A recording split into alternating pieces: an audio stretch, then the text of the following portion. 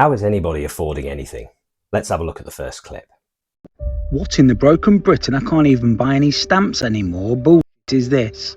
See, I love these cost of living crisis posts like this, where it compares things that you could buy 2005 to today. So Rob Moore's put, in 2005, minimum wage was £5 and a first class stamp was 32p.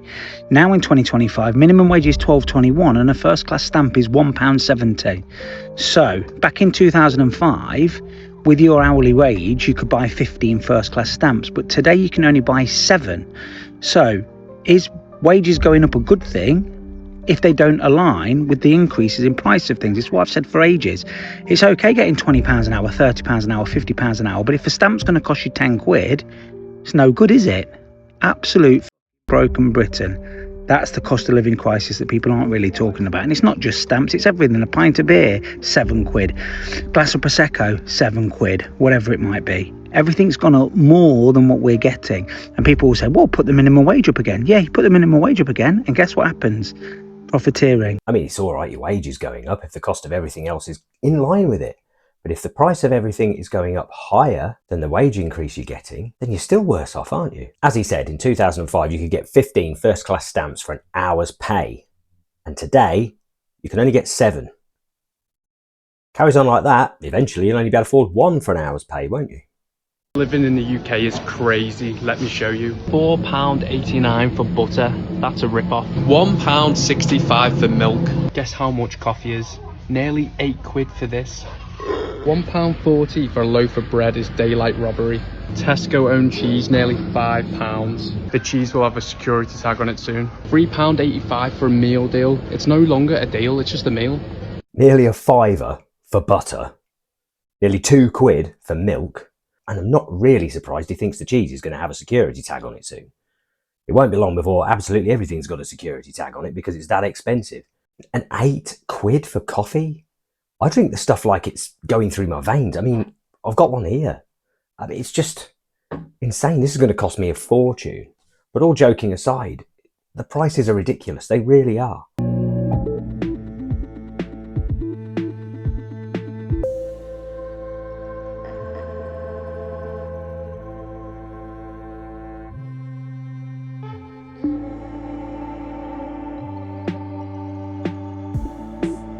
I'll be honest with you, I used to worry about sneaking popcorn into the cinema and drinks. My wife used to hide it in her bag.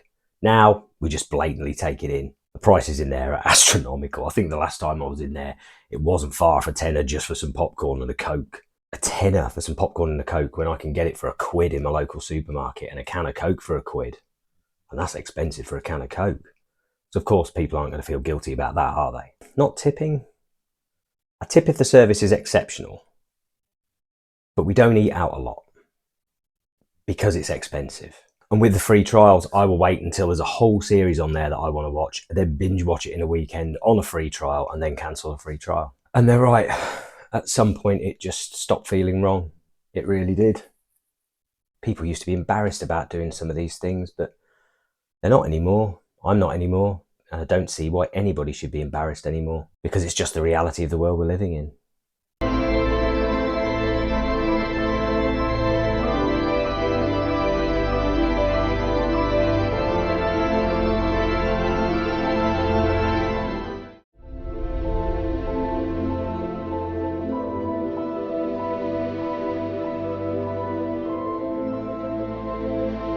Now, as far as I'm aware, 30 grand isn't that far now above minimum wage. I think minimum wage is about 25 a year, isn't it? Correct me if I'm wrong, I could be completely wrong. But yeah, paying half your salary towards rent is insane. I was always told when I was younger that it should be no more than about a quarter of your wage. Your rent, your mortgage, whatever it is, about a quarter of your wage. And if you're spending half your wage now on keeping a roof over your head, it really is no wonder you can't afford anything else. Then there's this the cost of childcare. This, when I had small children, was £400 or £500 a month, and you're looking at 20 years ago then. I dread to think what it is now. And as for holidays, a lot of people can't afford to go on them, can they?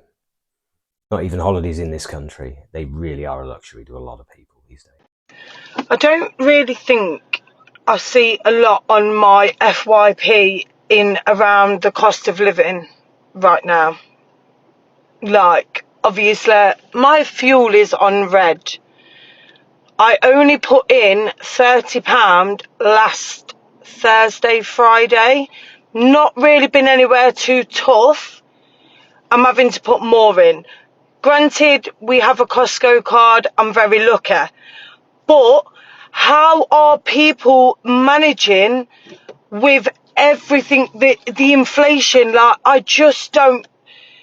Fuel really is getting ridiculous. I drove past my local garage today and it was nearly £1.60 a litre for unleaded. Unleaded. I'd say that was expensive for diesel, but that's unleaded. I keep wanting to fill up all the time, even though I've probably still got 3/4 of a tank, just because I'm worried about how high it's going to go. And as the lady in the video says, you're filling up probably every few days. I drive 200 miles a week, and it is starting to cost me a fortune. Is this costing you a fortune? I'm starting to think they just want to get everybody out of cars and onto public transport. Hey guys, mind the fact that I literally look like an egg and I live behind a hotel and there's some kind of free concert going on, but anyway, I just wanted to talk about this because I'm currently texting my friend about it and it's so true, and I think we're all going through it a little bit at the minute.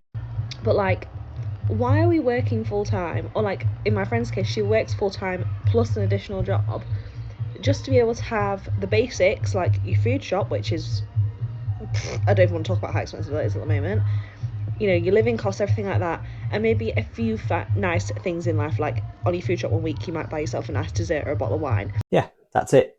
You go out all week, you work a job, 2 in this lady's friend's case, and you've got nothing to show for it at the end of the week. You can't afford to do anything, you can't afford to go anywhere, you may be able to buy yourself a bar of chocolate or a bottle of wine. You can't really afford to go out because the price of everything is sky high. But these are just a few people that are struggling, and there are millions. And Britain just seems a bit broken at the minute. I've seen comments from people saying they want to leave. They want to leave the country, and as soon as they get the chance, they're going to go live somewhere else, if they ever get the chance to go and live somewhere else. But then you look on the news and it's the same everywhere. I've seen clips from other countries with people who are struggling, and everybody's in the same boat. It doesn't matter where you live. It really doesn't. The prices are sky high everywhere. Now, granted, there are a lot of places abroad, a lot of countries where life is awful, absolutely awful, and people are starving. But that doesn't mean that people aren't struggling here. It really doesn't. And I'm curious, are you struggling? What do you think the solution is? Is there a solution? Anyway, just a few people and their thoughts on the current state of Britain and indeed the world. So if you've enjoyed, please like this video, subscribe, and if you want to, and I will see you on the next one. You may enjoy this one, so give that one a watch if you haven't, and I will speak to you soon. Take care.